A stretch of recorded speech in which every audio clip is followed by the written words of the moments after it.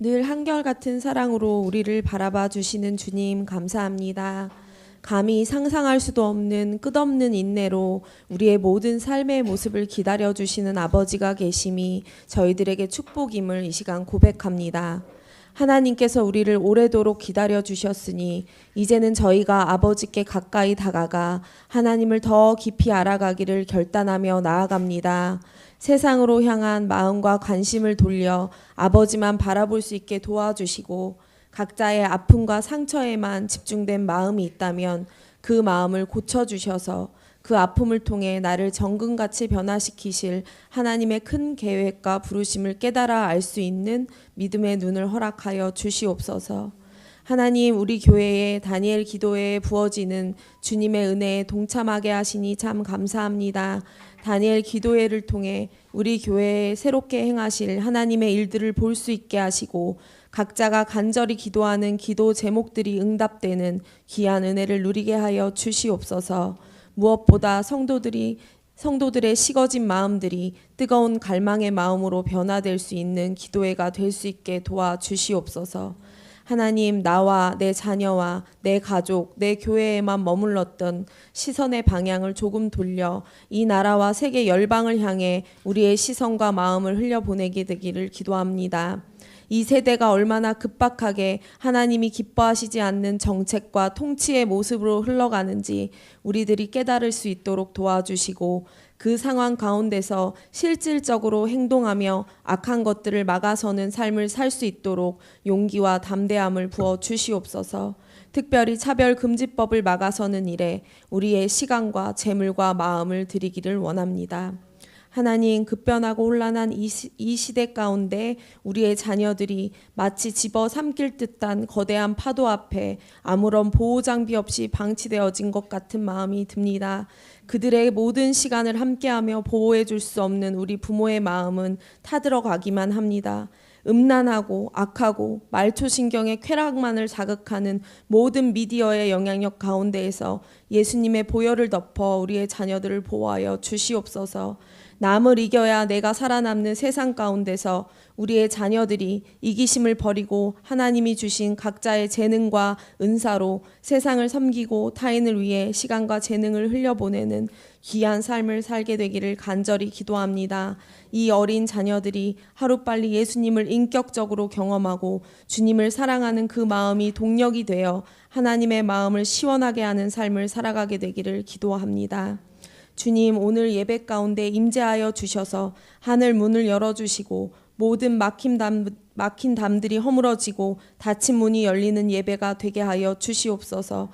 세미한 하나님의 음성을 깨닫는 시간이 되게 하여 주시고 온전히 하나님 한 분만 바라보며 회복의 은혜를 누리는 귀한 시간이 될 수 있게 도와주시옵소서.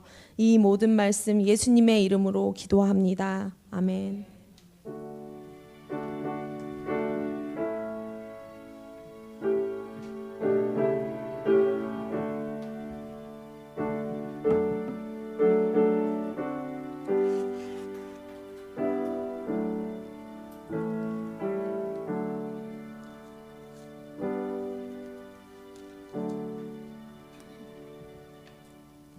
오늘 말씀은 디모데후서입니다. 디모데후서 3장 1절에서 9절 한 목소리로 읽겠습니다. 디모데후서 3장 1절에서 9절입니다. 함께 읽겠습니다. 너는 이것을 알라. 말세에 고통하는 때가 이르러 사람들이 자기를 사랑하며 돈을 사랑하며 자랑하며 교만하며 비방하며 부모를 거역하며 감사하지 아니하며 거룩하지 아니하며 무정하며 원통함을 풀지 아니하며 모함하며 절제하지 못하며 사나우며 선한 것을 좋아하지 아니하며 배신하며 조급하며 자만하며 쾌락을 사랑하기를 하나님 사랑하는 것보다 더하며 경건의 모양은 있으나 경건의 능력은 부인하니 이 같은 자들에게서 내가 돌아서라.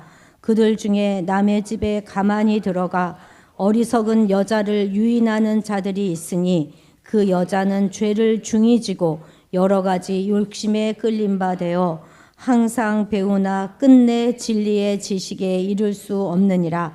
얀네와 얀브레가 모세를 대적한 것 같이 그들도 진리를 대적하니 이 사람들은 그 마음이 부패한 자요 믿음에 관하여는 버림받은 자들이라. 그러나 그들이 더 나아가지 못할 것은 저 두 사람이 된 것과 같이 그들의 어리석음이 드러날 것임이라. 아멘. 하나님 앞에 특별 찬양 올려드리겠습니다.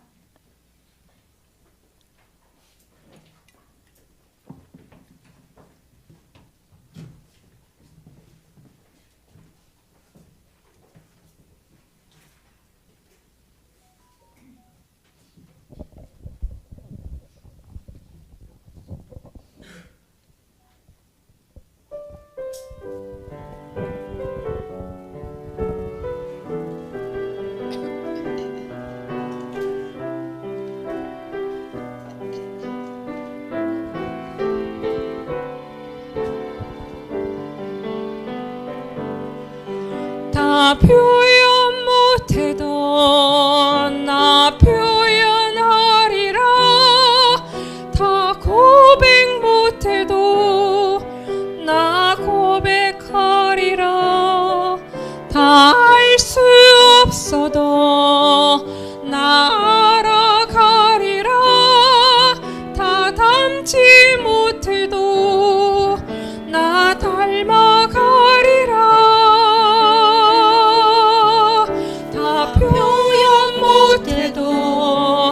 나 표현하리라. 다 고백 못해도 나 고백하리라. 다 알 수 없어도 나 알아가리라. 다 닮지 못해도 나 닮아가리라. 그 사랑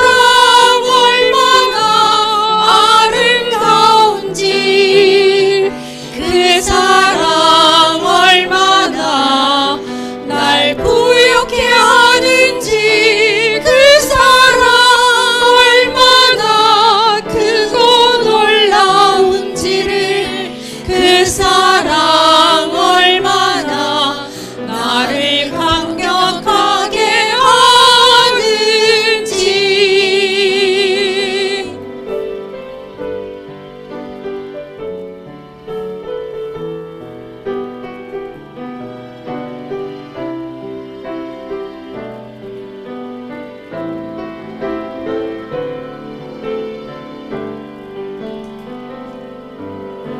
다 표현 못해도 나 표현하리라. 나 고백 못해도 나 고백하리라. 나 알 수 없어도 나 알아가리라. 나 닮지 못해도 나 닮아가리라. 그 사랑 얼마나 아름다운지 그 사랑 얼마나 날 부욕해 하는지 그 사랑 얼마나 크고 놀라운지를 그 사랑 얼마나 나를 감격하게 하는지. 그 사랑 얼마나 아름다운지 그 사랑 얼마나 날 부욕해 하는지 그 사랑 얼마나 크고 놀라운지를 그 사랑 얼마나 나를 감격하게 하는지. 그 사랑 얼마나 나를 감격하게 하는지.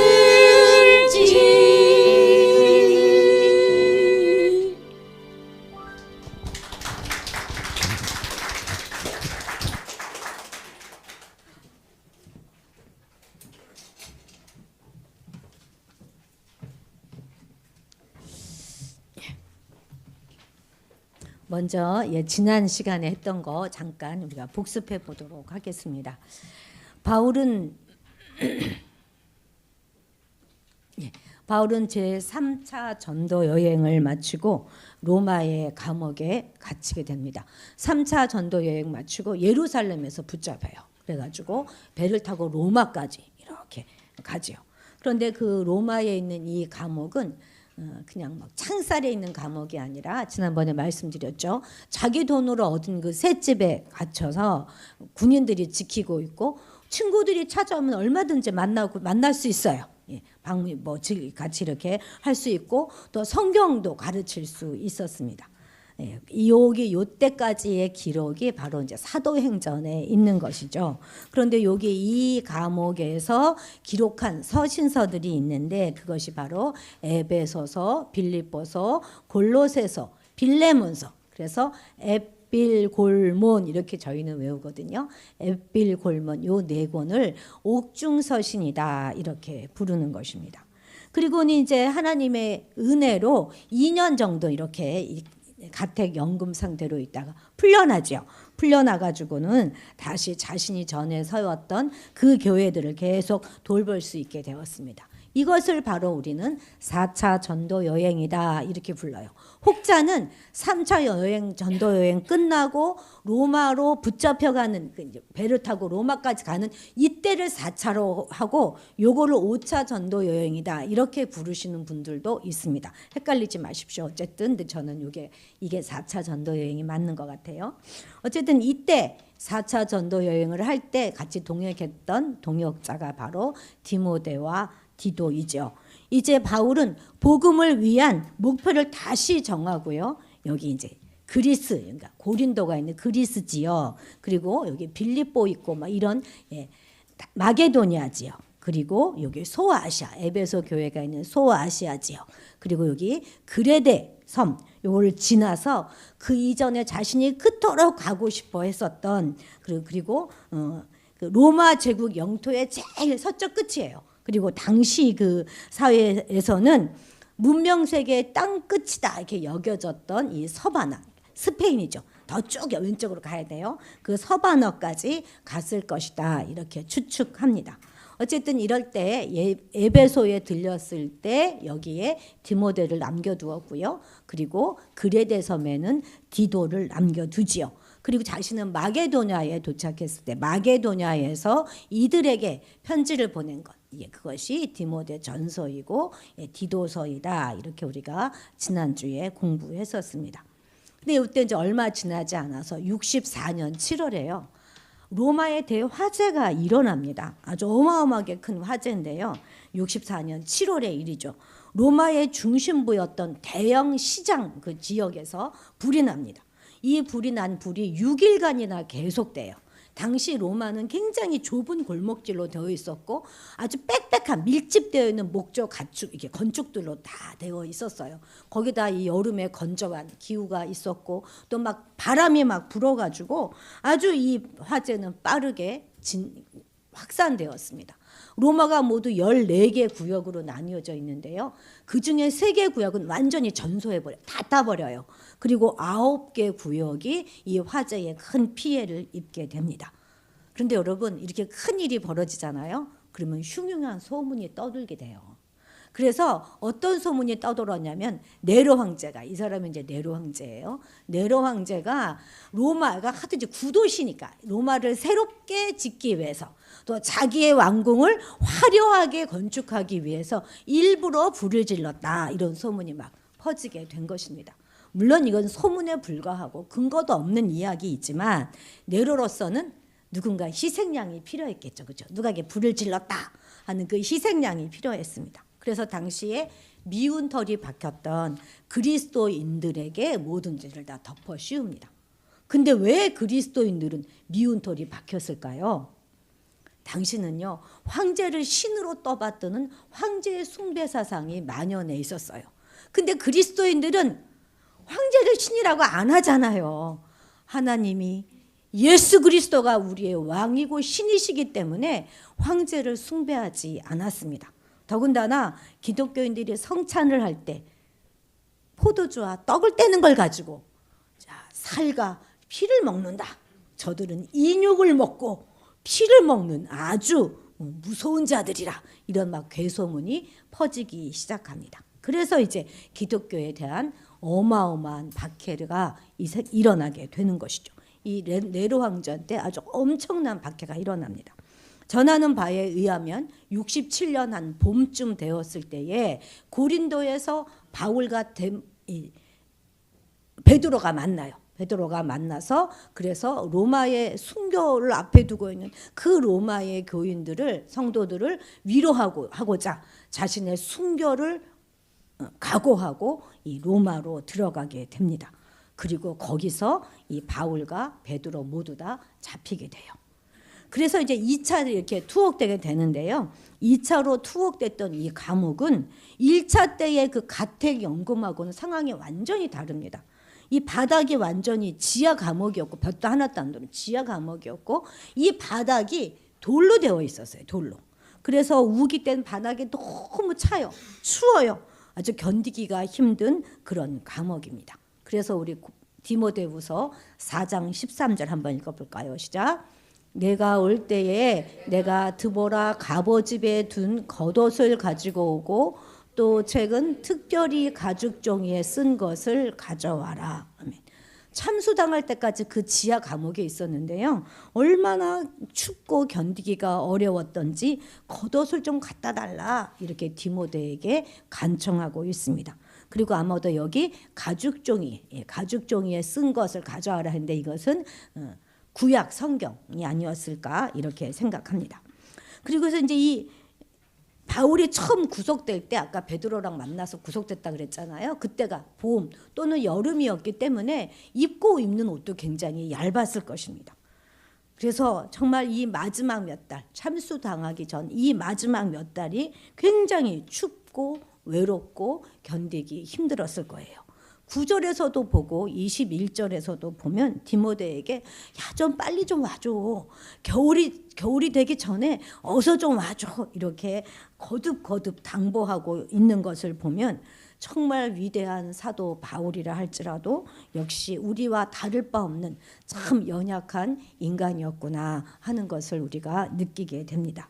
이때는 바울이요. 나이도 굉장히 많았어요. 60도 훨씬 넘어서 70 이렇게 되는 그런 나이였을 텐데 노구의 몸으로 정말 견디기 어려운 시간들이었을 것입니다.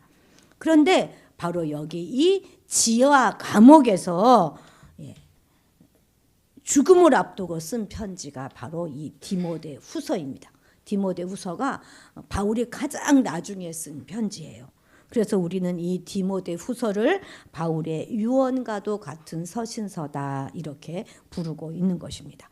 4장 6절에서 8절을 우리 그냥 읽지 말고 내가 추운 감옥에 있는 그런 바울이다 하는 바울의 심정에 대해서 한번 읽어봅시다. 시작. 전제와 같이 내가 벌써 부어지고 나의 떠날 시각이 가까웠도다.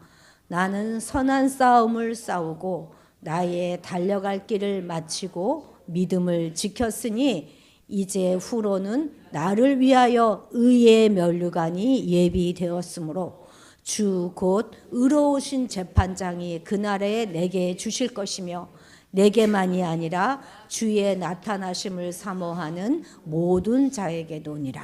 아멘. 여기서 말하는 전제라고 하는 게 뭐냐면요. 포도주로 드리는 제사를 말하는 거예요. 제사를 드릴 때 제물을 어떻게 하죠? 다 태우지 않겠습니까? 다 태우잖아요. 그래서 제사를 드리는 마지막 시간쯤 되면 거의 다 제물이 다 타는데 그래도 타지 않고 남아있는 것들이 있어요. 왜 그러냐면 제물들이 다 축축하지 않겠습니까? 짐승을 잡아서 뭐 내장이고 살이고 다 이러니까. 그러니까 타지 않고 남아있는 것이 있는 거예요. 그럴 때 이 포도주 기름을 부어가지고 마지막으로 확 살라서 다 태우는 것. 그것이 바로 전제입니다. 그러니까 자신이 그렇게 마지막까지 다 태우게 부어줬다 하는 것이죠. 그리고 이제 나는 최선을 다해서 나에게 주신 모든 사명을 다 감당했다. 그리고 그 춥고 고통스러운 지하 감옥에서 그는 오직 한 가지만 바라보고 있는 것입니다. 그게 무엇이겠습니까? 바로 의의 면류관입니다. 자신에게 주어질 그 의의 면류관을 바라보고 고통과 아픔을 이겨내고 있는 거예요. 그리고 자신의 영의 아들인 디모데에게 말합니다. 이 의의 면류관은 나에게만 주어지는 것이 아니라 주의 나타나심을 사모하는 모든 자에게 주어지는 것이니, 그러니 디모데야, 낙심하지 말고 끝까지 너의 모든 믿음의 선한 싸움을 싸워라, 이렇게 권면하고 있는 것이죠. 그리고 바울 사도는요, 오늘 우리에게도 똑같은 권면을 하고 있습니다. 끝까지 믿음의 선한 싸움을 싸우십시오. 포기하지 마십시오. 이렇게 우리에게도 권면합니다. 왜 이렇게 권면할까요? 그것은 바로 지금이 말세이기 때문에 그렇습니다. 3장 1절 같이 읽겠습니다. 너는 이것을 알라. 말세에 고통하는 때가 이르러. 아멘. 여러분, 말세는 언제를 말하는 것입니까? 우리는 흔히 우리가 사는 이 세상을 말세가 되었다 이렇게 말합니다. 그런데 신학적으로는요, 그렇지 않아요. 예수님의 초림과 재림 이 사이 모두를 다 말세라고 하는 거예요. 예수님이 이 땅에 오셨어요. 그리고 이제 다시 오실 것입니다. 그리고 그 사이가 바로 말세라는 것이죠. 이 말세라는 말 때문에 수많은 이단들이 생겨나고 신앙 전체가 흔들리는 사람들도 많습니다. 그런데 우리가 반드시 알아야 될 것은 이 말세는 이미 2000년 전에 시작되었다는 거예요. 아주 특별할 것도 없고요. 새삼스러울 것도 없습니다. 우리가 지금 이 말세를 살아가고 있는 것이 맞습니다. 그런데 그 말세가 아직 끝난 것은 아닌 거죠. 그래서 우리는 종말론적인 신앙을 가지고 살아가야 하는 것입니다. 종말은 이미 시작되었어요. 그런데 아직 종말이 완성된 것은 아닙니다. 그래서 그 완성을 기다리고 있는 그때가 바로 이 말세인 것입니다. 얼마의 시간이 남았는지 우리는 모르기 때문에 우리 신앙의 긴박성이 더욱더 강조되어져야 하는 것이죠. 세월이 마냥 그냥 그대로 있는 것이 아닙니다, 여러분. 항상 오늘이 마지막이다 하는 생각으로 우리가 살아가야 하는 것입니다. 마지막처럼 사는 거요, 그거 아주 그냥 뭐 비장하고 거창한 것이 아니라 그저 오늘이 마지막이다 생각하고 하루하루 복음을 전하고 그 말씀에 순종하고 사랑하고 섬기고 감사하며 사는 것이 바로 말세를 살아가는 것입니다. 내 욕심에 끌리지 않고 진리의 말씀에 끌려서 오늘 내게 주시는 말씀 그대로 살아가는 것, 이것이 종말론적 신앙인 것이죠. 그런데요, 지금 바울은요, 지금 말세의 특징을 뭐라고 말하고 있습니까? 한마디로 말세는 고통하는 때다 이렇게 말하고 있습니다. 그리고 점점 더 견디기가 어려워질 것이다 이렇게 한마디로 정의하고 있습니다. 왜 그럴까요? 왜 고통하는 때가 될까요? 그것은 자신들의 최후가 얼마 남지 않았다는 것을 안 사단과 그의 세력들이 하나님께 맹렬히 반항하면서 할 수 있는 한 그 심판의 때를 지연시키고자 사람들을 범죄케 하고 이단 사설을 퍼뜨려서 복음이 전파되지 못하도록 막고 뭇사람들의 영혼을 필절함으로써 하나님의 구속사역을 방해하려 하고 있기 때문입니다. 그래서 남는 것은 이제 고통뿐인 그런 시대가 되는 거예요. 모든 관계가 다 무너지고 질서는 다 파괴될 것입니다. 악한 사람뿐만 아니라 선한 사람마저도 고통을 받는 그런 시대가 되는 것이죠. 우리가 기억할 것은요, 말세 때에 성도에게 오는 그 고난은 분명 고통스러운 거죠. 맞아요, 고통스러워요. 그렇지만 한편으로는 우리가 하나님께 속하여 있다 하는 것에 대한 확실한 증거가 된다는 사실을 잊지 말아야 하는 것입니다. 말세에는 분명 우리에게 고통과 고난이 올 것입니다. 육체적인 고통뿐만 아니라 정신적인 괴로움도 클 거예요. 그럼 우리 성도들은 어떻게 이 말세를 잘 지내야 할까요? 지금 자신의 죽음을 눈앞에 둔 위대한 바울 사도가 우리에게 전해주는 말세를 이겨나갈 수 있는 꿀팁을 오늘 잘 배워서 그 말씀대로 살아가기를 다짐하는 귀한 시간이 되시기를 축복합니다. 바울은 이렇게 얘기해요. 첫 번째, 말세를 이겨나가기 위해서 첫 번째는 자기 애를 버려라 이렇게 말합니다. 우린 더욱더 자기를 이렇게 막 나를 지키며 살아가야 될 것 같잖아요. 근데 바울은 거꾸로 말합니다. 자기 애를 버려라. 자, 2절에서 4절 읽겠습니다. 시작. 사람들이 자기를 사랑하며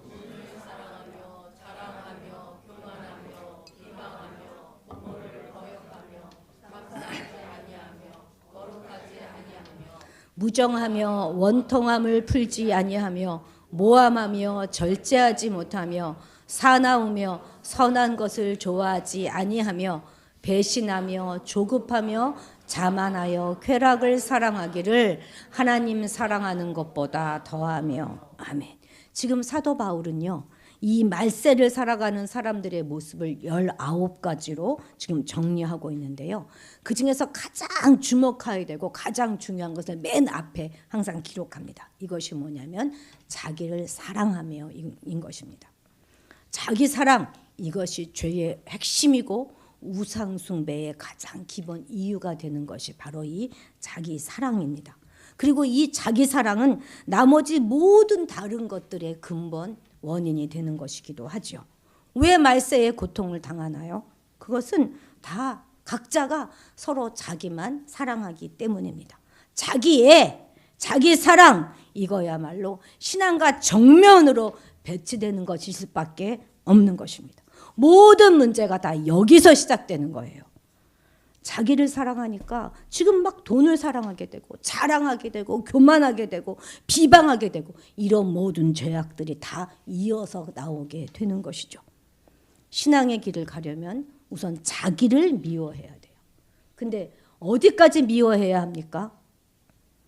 나를 부인하는 데까지 미워해야 하는 것입니다. 자기 부인, 자기 부정, 이것이 바로 십자가의 길이에요. 예수님을 3년이나 따라다녔던 제자들은 왜 결국 다투게 되었습니까? 그거 다 자기 사랑 때문이에요. 자기가 막 더 높다고 막 싸우지 않습니까? 환난당한 자, 빚진 자, 원통한 자, 이런 오갈 데 없는 자들을 다윗이 불러 모아서 10년이나 저들을 거뒀다고요. 10년이나 저들을 돌봤어요. 그런데 다윗을 10년이나 따라다녔던 그 자들인데도 불구하고 자기 자녀들이 어떻게 위험에 빠질 것 같으니까 바로 돌을 들어서 다윗을 치려고 하고 있지 않습니까? 바로 자기를 사랑하는 자, 자기 사랑에서 벗어나지 못한 자들의 모습이 바로 이와 같은 것입니다. 자기 사랑에 몰두하는 자들은요, 아주 손톱끝만큼이라도 자기에게 손해가 올 것 같으면 발끈하고 일어섭니다. 우리가 그렇지 않나요? 상대가 누구라도 공격해요. 오직 내 이익에만 반응합니다. 그래서 막 더 이상 추할 수 없을 만큼 추해지게 되는 것이죠. 자기 사랑의 극치가 무엇입니까? 교만입니다. 교만. 교만은 하나님을 대적하는 것이고요. 겸손은 나를 제로로 만드는 거예요. 교만한 사람은 절대 다른 사람을 사랑할 수가 없습니다. 자기에서 벗어날 수 없거든요. 이기심, 자존심, 이런 게 얼마나 중요한데요. 언제나 자기가 주인공이고 자기 중심으로 생각합니다. 우리 어린 친구들은 어려서부터 자기 애를 버리는 것에 대한 훈련을 계속 거듭해야 하는 것입니다. 여러분, 혹시 여러분 중에 나는 내가 하고 싶은 말은 반드시 해야지, 하지 않으면 입에서 가시가 돋는다, 이렇게 생각하시는 분들이 있습니까? 그리고는 이렇게 말하죠. 그래도 난 뒤끝은 없어. 여러분, 이거 자랑할 거 아닙니다. 하고 싶은 말 다 하고 사는 거, 이거 자기 사랑입니다. 해서는 안 되는 말들은 꿀꺽할 줄도 알아야 하는 것이죠. 신앙생활하면서 무슨 원통한 것이 그렇게 많습니까? 마음의 상처를 절대 풀지 못해요. 자기를 사랑하니까 그렇습니다. 가슴에 꼭꼭 담아두고 언젠가 내가 꼭 갚아주리라 이렇게 다짐을 하고 기회를 딱 보고 있다가 딱 찬스가 오면 그냥 제대로 정확하게 되갚아 주지요.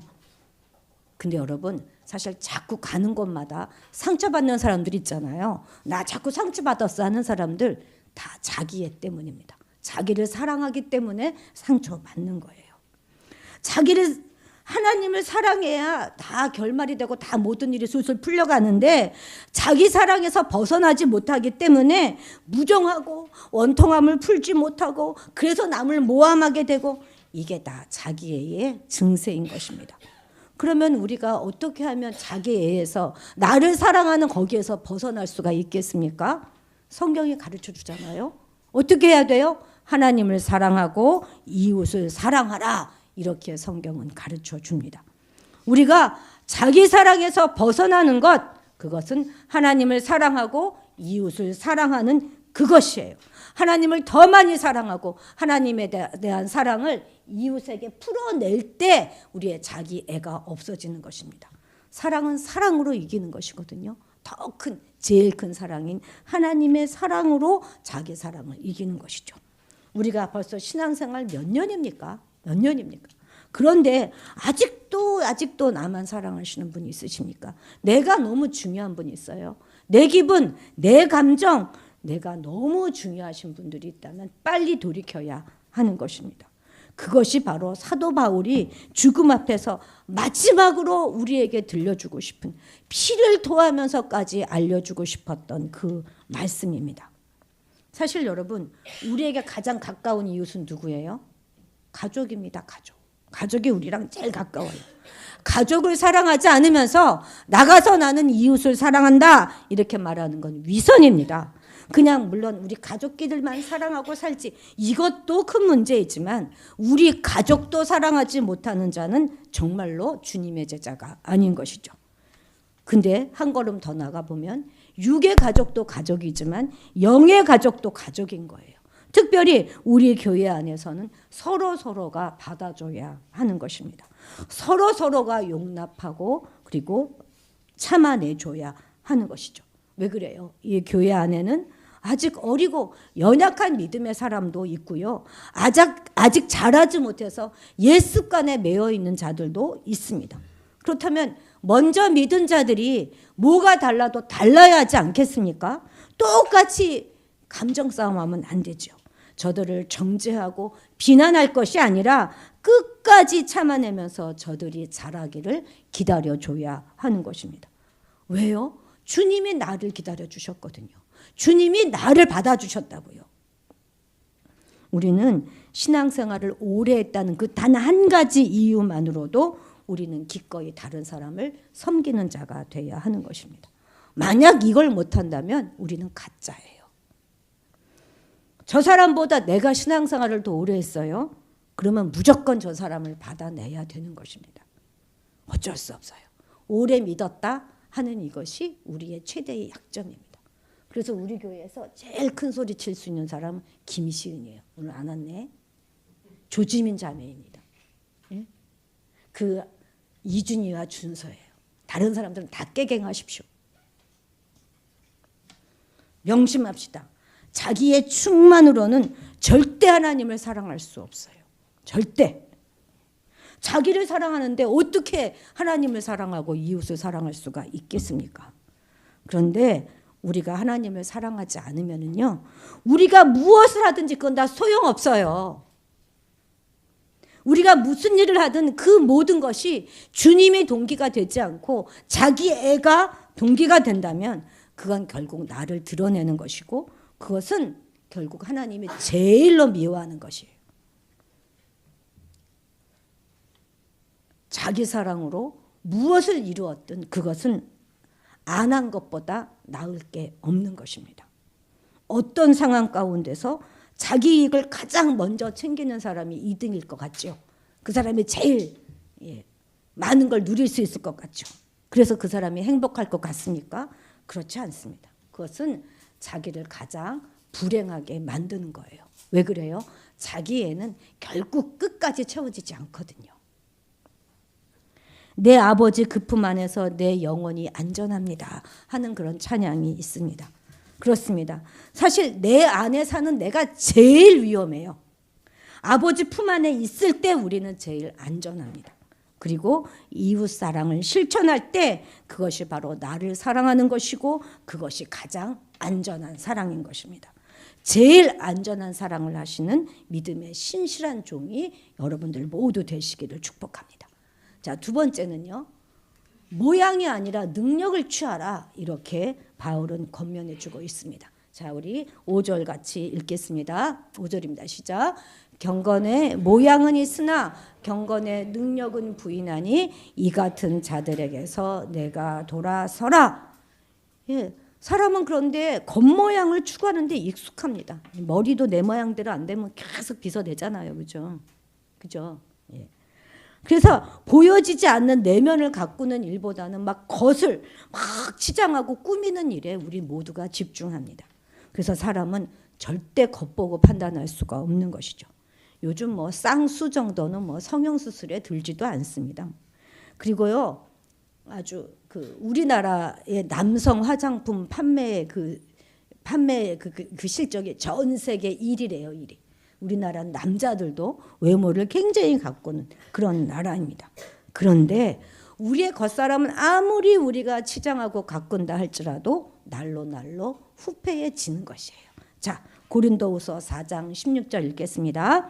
그러므로 우리가 낙심하지 아니하노니 우리의 겉사람은 낡아지나 우리의 속사람은 날로 새로워지도다. 아멘. 그런데 겉모양은 비록 자꾸 낡아진다 하더라도 속사람은 날로 새로워지는 것, 이것이 바로 경건의 능력인 것입니다. 그래서 바른 경건은 반드시 성령의 9가지 열매를 맺게 만들어요. 사랑, 희락, 화평, 오래 참음, 자비, 양성, 충성, 온유, 절제, 이런 9가지 열매를 맺지 못하는 경건은 그저 모양만 있는 가짜입니다. 가짜. 이 당시 이 교회에는 극단적인 유대주의와 영지주의의 영향을 받은 가짜 교사들의 침투로 아주 혼란을 겪고 있었어요. 이런 자들은 슬그머니 교회 안에 들어와서 같이 섞여 예배를 드려요. 예배드리고 함께 교제하고 이렇게 살아갑니다. 그런데 외적으로는 이렇게 교회 생활을 열심히 하는 사람들처럼 보이지만 하나님에 대한 올바른 신앙이 없기 때문에 구원도 받지 못하고 어떤 그런 확신 없이 살아가고 있는 것이죠. 바로 이런 자들이 경건한 모양은 있지만 능력이 없는 그런 사람들입니다. 우리 지난주 금요일날 간증 들었잖아요. 박유비 목사님. 왜 이렇게 옛날에 어른들은 많이 때렸죠, 자녀들을. 진짜 어떻게 저렇게 애들을 때렸어. 너희들은 행복한 줄 알아, 진짜. 응? 죽을 만큼 맞았대, 옛날에 우리 부모 세대들은. 이 김유비 목사님의 아버님, 이분도 목사님이 나중에 되셨는데요. 젊어서는 술만 마시면 집안 살림 다 들어먹고 아들을 그냥 죽어서 몸이 딱딱 굳을 만큼 때리고, 그리고 욕도 그렇게 많이 하던 그 아버님이 어느 날 갑자기 술도 딱 끊고 담배도 딱 끊고 교회를 나가기 시작했어요. 대단한 것 같죠, 그죠? 그러다가 아주 속성반으로 목사님이 그냥 금방 되셨답니다. 그 얼마나 할렐루야예요. 다른 사람들이 보면 야, 주님이 승리하셨네 하겠죠. 그런데 모양은 이제 그럴듯한 그리스도인으로 바뀌었지만 목사가 되신 후에도 말씀 잘 전하고 집에 가시면 마누라 두들겨 패서 눈 밤탱이 만들고 집안 살림 날라가고 아들에게 2-3시간씩 붙잡아 놓고 욕을 퍼버대고 저주하고 이런 동일한 삶을 사셨다는 거 아니겠습니까? 예? 이럴 수 있어요. 모양만 갖추면. 우리가 경건의 모양만으로 할 수 있는 것은 아무것도 없습니다.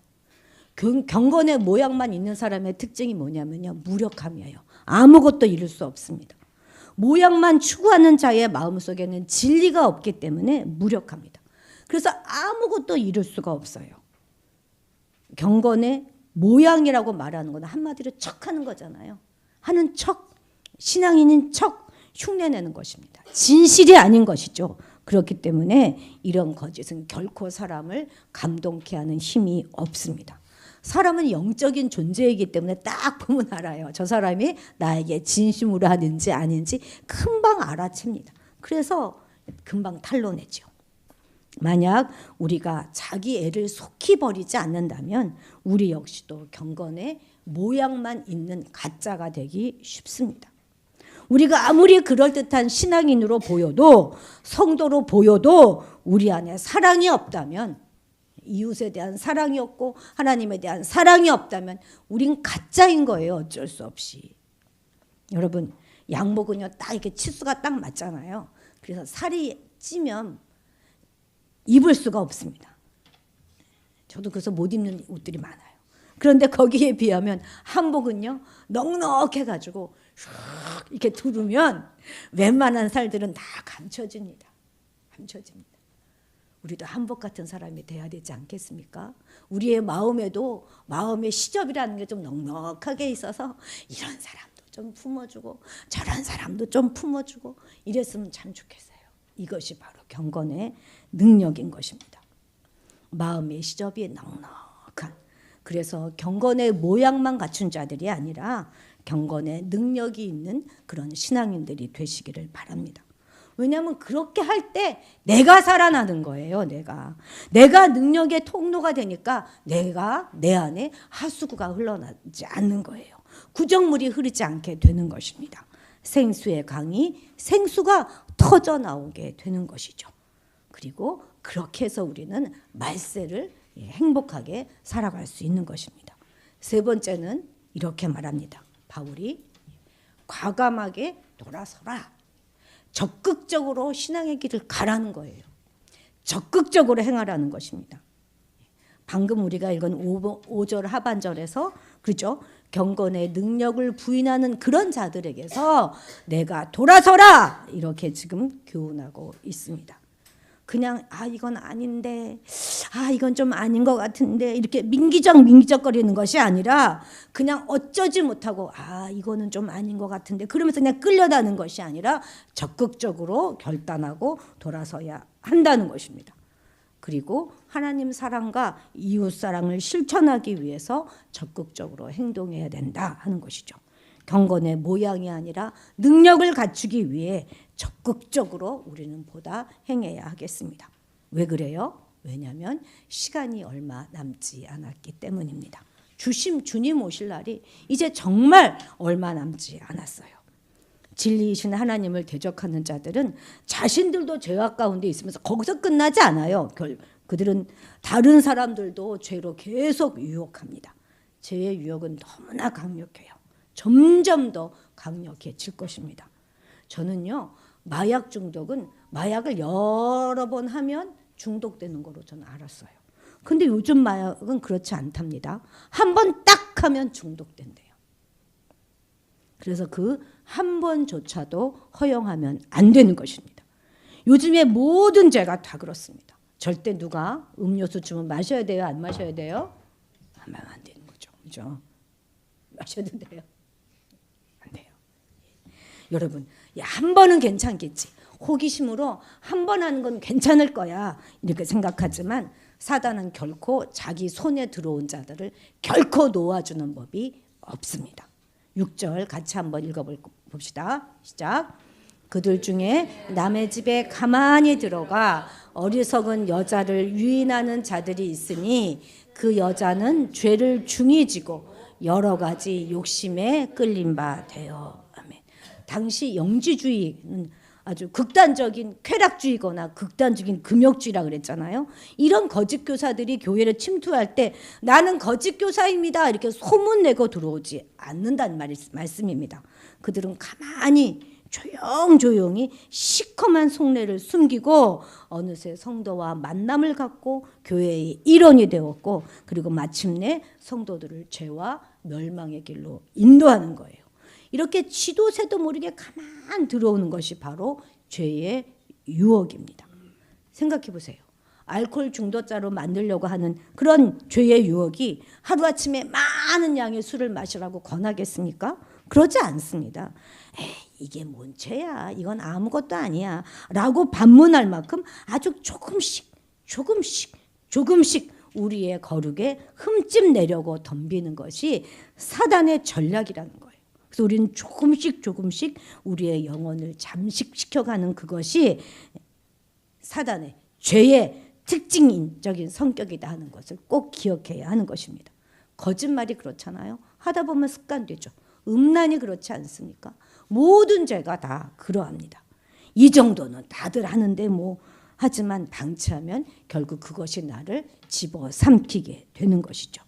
그러나 우리가 모르면 몰랐지 이것은 우리를 유혹하는 검은 손길이야 하는 것을 깨달았다면 반드시 단호하게 뿌리치고 돌아서야만 하는 것입니다. 보디발의 집에 노예로 팔렸던 요셉은 어떻게 했습니까? 그 안주인의 유혹을요 단번에 물리쳤어요. 동침하지 않은 이 안주인의 유혹을 그냥 단칼에 거부했다고요. 그냥 그의 팔에 매달리는 그 아름다운 여인의 유혹을 옷을 집어 던지면서까지 뿌리쳤어요. 이런 적극성이 우리가 이게 필요한 것입니다. 요셉은 단 한 가지 생각만 했어요. 내가 하나님의 목전에서 죄를 범하지 않겠다 하는 그런 생각 한 가지로 자신의 순수한 신앙을 지켰던 것입니다. 우리에게는 이런 신앙의 과감한 행동이 필요합니다. 특히 어린 학생들은 더욱 그럴 거예요. 더욱 죄로부터는 나를 안전하게 지키고 반드시 끊어내야 될 필요가 있습니다. 절대 우리의 자신하고 우리의 신앙을 과신하지 마십시오. 나는 안 할 수 있어. 나는 그렇게 해도 지킬 수 있어. 이거 교만입니다. 돌아서야 할 때는 망설이지 마십시오. 버릴 것 망설이지 말고 버려야 하는 것입니다. 단칼에 잘라내지 못하면 결국 우리는 지고 말 것입니다. 은밀하게 조용히 가만 들어오는 것이 죄의 속성이다 하는 것 잊지 마시기 바랍니다. 그들은 자신의 정체를 숨기는 것이 장기예요. 그래서 우리가 조금씩 죄로 들어오게 하는 거예요. 그래서 우리도 아니야 이 죄를 내가 오늘 조금씩 좀 덜하고 게임도 마찬가지 아니에요. 내가 좀 덜 해보겠어. 이렇게 하는 것은 그건 교만이 할 수가 없어요. 우리가 조금씩 줄여보겠다 이렇게 생각하잖아요. 그럼 얼마든지 이들은 마치 없어진 것처럼 사라진 것처럼 숨을 죽이고 숨어 있어요. 그래서 언젠가 다시 나타납니다. 그래서 과감한 청산 그것이 필요한 시점이 바로 오늘인 것입니다. 우리에게는 어떤 말세의 징조들이 있습니까? 자기애를 버리는 것 그것이 오히려 나를 더 깊이 사랑하는 방법이에요. 하나님을 사랑하고 이웃을 사랑하는 그것이 나를 행복하게 만드는 방법입니다. 이를 위해서 우리는 더 치열하게 더 적극적으로 오늘 자기애와 싸워야 할 것이고 그 자기의 이기심 거기에서 우리가 결단코 돌아서야 하는 것입니다. 경건의 모양으로 나를 치정할 것이 아니라 경건의 능력을 갖추는 그것을 위해서 우리가 더욱더 기도해야 하는 것이죠. 죄로부터 과감하게 돌아서는 것 그것이 결국 나를 살게 할 것입니다. 그것을 내버려 두는 것은 결국 우리를 고통스럽게 만들 거예요. 나만 고통스러운 게 아니죠. 우리 공동체를 전부 다 결국은 파멸로 이끌어가게 할 것입니다. 더 이상 망설이지 말고 말세의 징조들을 우리의 삶 가운데서 과감히 청산하시는 여러분들이 되시기를 바랍니다. 기도하시겠습니다. 노구의 몸을 이끌고 차가운 로마 감옥에서 한자 편지를 써내려갔던 바울을 생각해 봅니다. 전제같이 자신이 송두리째 부어지기를 소망하며 오직 의의 면류관을 바라보며 순교의 길로 갔던 그 사도 바울의 가르침이 오늘 우리의 마음 가운데 각인되게 도와주옵소서. 말세를 살아가면서 여전히 버려지지 않는 자기의 자기 사랑, 자기 자랑 이런 모든 것들을 죽이기로 버리기 위해서 몸부림치는 우리가 되게 도와주옵소서. 경건의 모양만 그럴듯하게 갖추는 가짜가 아니라 경건의 능력으로 말미암아 말세의 이 고통스러운 세상을 넉넉히 이겨가는 우리가 되게 도와주옵소서. 이제 시간이 얼마 안 남았음을 기억하고 들려주시는 이 귀한 생명의 말씀에 즉각적으로 과감하게 반응하며 살아가는 우리가 되게 도와주옵소서. 감사드리며 예수님의 이름으로 기도드렸습니다. 아멘. 찬송가입니다.